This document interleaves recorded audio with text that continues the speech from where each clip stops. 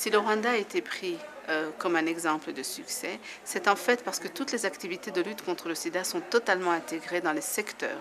Ce sont des activités multisectorielles et dans le secteur santé, il n'y a pas de programme vertical, tout est intégré dans le système de santé.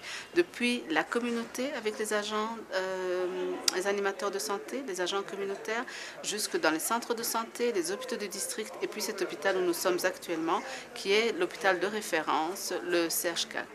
Mais c'est aussi parce qu'il y a un plaidoyer, une mobilisation extraordinaire qui est faite à tous les niveaux, depuis les leaders locaux jusqu'au top. Le plus grand mobilisateur, c'est le président de la République.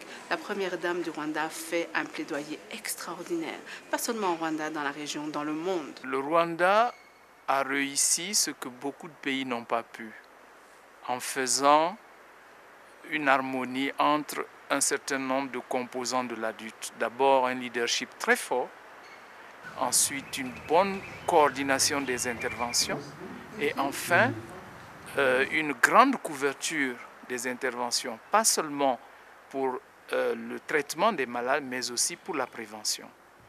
Et l'ensemble de ces facteurs contribuent aujourd'hui à faire du Rwanda un modèle.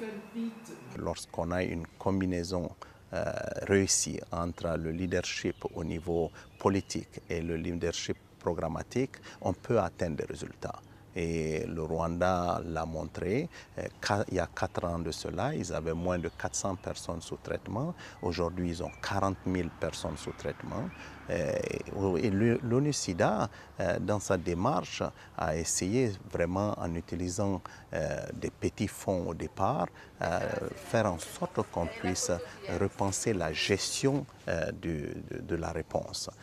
Je pense que le ministre de la lutte contre le sida, ainsi que ses collaborateurs, le directeur national de la lutte contre le sida, ainsi que le responsable de la coordination nationale, ont permis réellement de pousser l'agenda de telle façon que les donateurs, les différents partenaires ont eu confiance au système rwandais. Et ce qui était important pour mobiliser des ressources additionnelles, mais encore plus important pour faire en sorte que ces ressources atteignent les communautés. Avec la volonté de notre gouvernement, on a pu mobiliser des fonds pour rendre le traitement accessible à la population. En 2002, sur les 4 formations sanitaires, on avait 870 patients. Et pour les rapports d'avril 2007, nous avons 140 formations sanitaires et plus de 38 000 patients sous traitement antirétroviral. Et le succès donc tient à la volonté du gouvernement et à la gestion des programmes, l'engagement des institutions à pouvoir décentraliser le traitement pour que le traitement puisse être géographiquement accessible à la population. Et pour faire cette décentralisation, il fallait que le TRAC élabore des guidelines pour les traitements antirétroviraux, former le personnel médical et paramédical pour la prise en charge des patients infectés par le VIH. Et il fallait évaluer les formations sanitaires et voir si elles sont à mesure d'offrir la prise en charge. Et dans le contexte de la décentralisation, on a responsabilisé les niveaux opérationnels qui est le district. Alors, pour gérer cette décentralisation avancée au niveau du traitement, on s'est fait appuyer par la technologie, donc le système TRACnet, qui nous aide à avoir des rapports en temps réel. À partir des formations sanitaires qui sont formées sur le système, ils peuvent nous envoyer des rapports mensuels en utilisant l'Internet ou en utilisant les téléphones. Et les données sont enregistrées au niveau du serveur. Et à la fin du mois, le département d'ICT peut nous générer un rapport qui nous montre les patients qui sont sous traitement. On peut aussi gérer les stocks de médicaments à travers tous les pays en utilisant cet outil qui est le TRACnet. Donc si jamais on a une rupture de stock à un niveau donné des formations sanitaires, nous avons déjà l'alarme au niveau du TRACnet qui nous montre que quelque part il y a un problème. Et récemment aussi, on a introduit les résultats des laboratoires, donc tels que les CD4, qui aident déjà les cliniciens à pouvoir initier le traitement antirétroviral.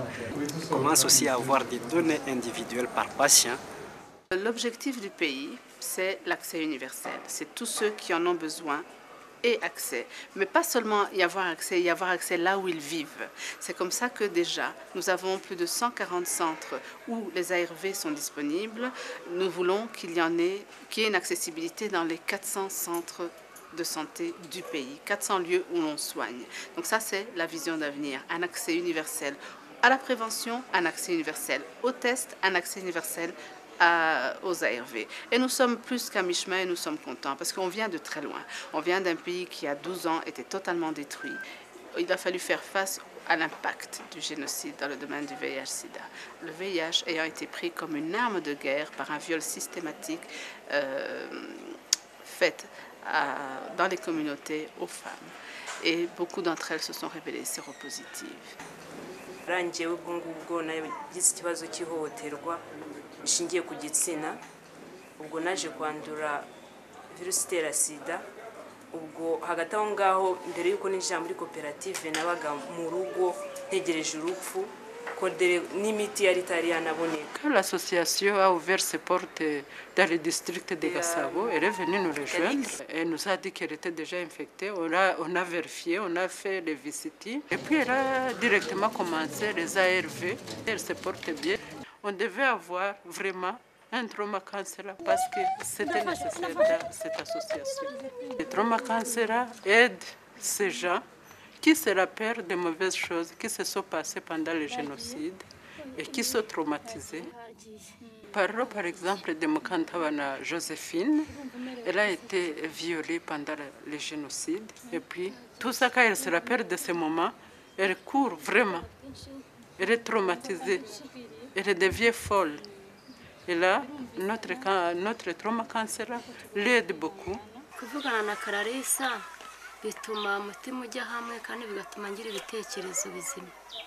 On fait beaucoup de sensibilisation. Il y a des mamans qui puissent peut-être tomber enceintes alors qu'ils sont faibles, qu'ils ont le VIH-Sida, et de peur qu'on peut avoir des enfants aussi infectés. Et qu'est-ce qu'on fait? Une femme qui est déjà enceinte, on lui demande d'aller suivre le PMTCT au centre de santé près de l'association. Et là, il y a des ARV, il y a tous les médicaments. Les veuves vulnérables, infectés par le VIH-Sida, les veuves du génocide, les femmes dont les maris sont en prison, les orphelins chefs de ménage, les orphelins dont les parents sont morts du sida.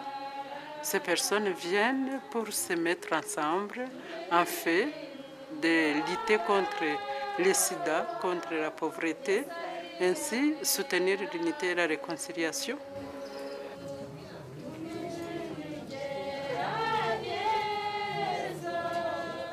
Quand on a dans les communautés un élan de réconciliation, passant par une demande de justice qui passe par la gachacha aujourd'hui, mais on a surtout un désir de reconstruire le pays, ça passe par la prise en charge des personnes affectées par le VIH, de par les atrocités du génocide.